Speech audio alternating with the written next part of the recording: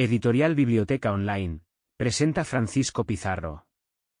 Crónica de una locura, de José Luis Olaizola, narrado por Álvaro Moreno Gelabert. Francisco Pizarro. Crónica de una locura, de José Luis Olaizola. Narrado por Álvaro Moreno Gelabert. Capítulo 1. Los amores de un porquerizo. Con la marea del día 13 de febrero del 1502, vísperas del primer domingo de Cuaresma, levó anclas en el puerto de Sanlúcar de Barrameda la armada más cumplida de la que se tenía memoria desde que se descubrieron las Indias 10 años antes.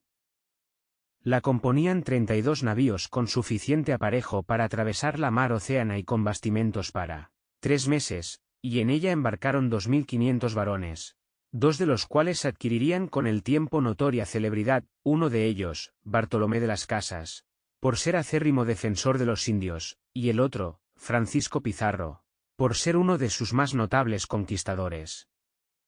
Ambos coincidieron en el servicio de quien hacía cabeza de aquella armada, don Nicolás de Obando, comendador de Lares, Las Casas por su condición de latinista y hombre de letras, y Pizarro como paje de armas, único arte que tenía, ya que en todo lo que no atañera al manejo de las armas era iletrado y justo aprendió a escribir su nombre, cuando hubo de firmar las capitulaciones de Toledo, por las que se le concedía la gobernación de la Nueva Castilla, que fue como se denominó a Perú en los tiempos de la conquista. Por lo demás no hubo más coincidencia entre ellos y, pasados los años, cuando Bartolomé de las Casas escribió sobre la conquista y sus desafueros, nunca disculpó a Pizarro y se mostró muy contrario a los medios de los que se había servido para someter a un imperio tan poderoso como el de los incas. Siempre se refirió a él como hombre muy tosco, sin instrucción, de carácter taciturno, poco dado a las mujeres, salvo para servirse de ellas como lo hacen las gentes sin principios, aunque tampoco en demasía.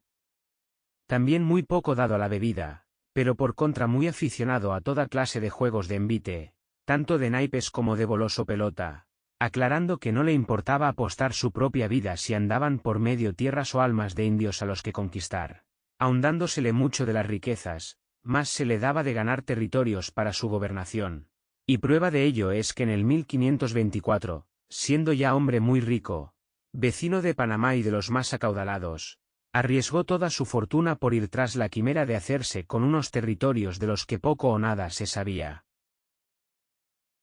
Cuando Pizarro embarcó en la armada de Obando tenía 25 años, y aunque en las crónicas se le nombra como paje, en la realidad iba como escolta con mando sobre 6 hombres que cuidaban que nadie se acercara sin permiso al alcázar de popa donde tenía su camarote el comendador.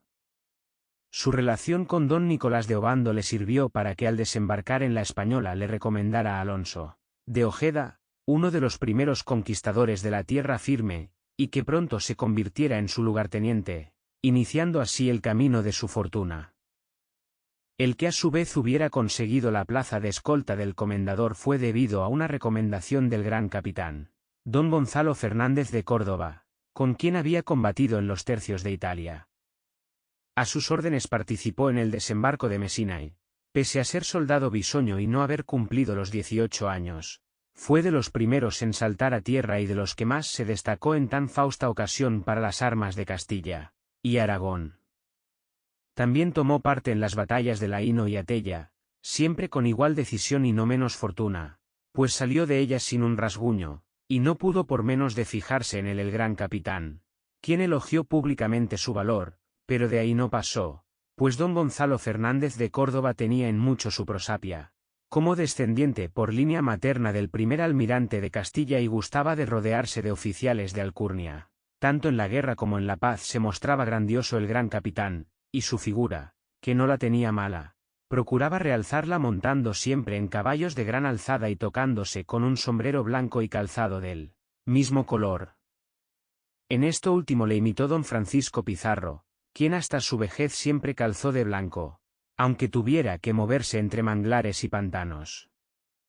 En la batalla de Atella, de las más cruentas que se riñeron en Italia, Pizarro acertó a salvar la vida, con riesgo de la suya, a don Nicomedes González. Sample complete. Ready to continue?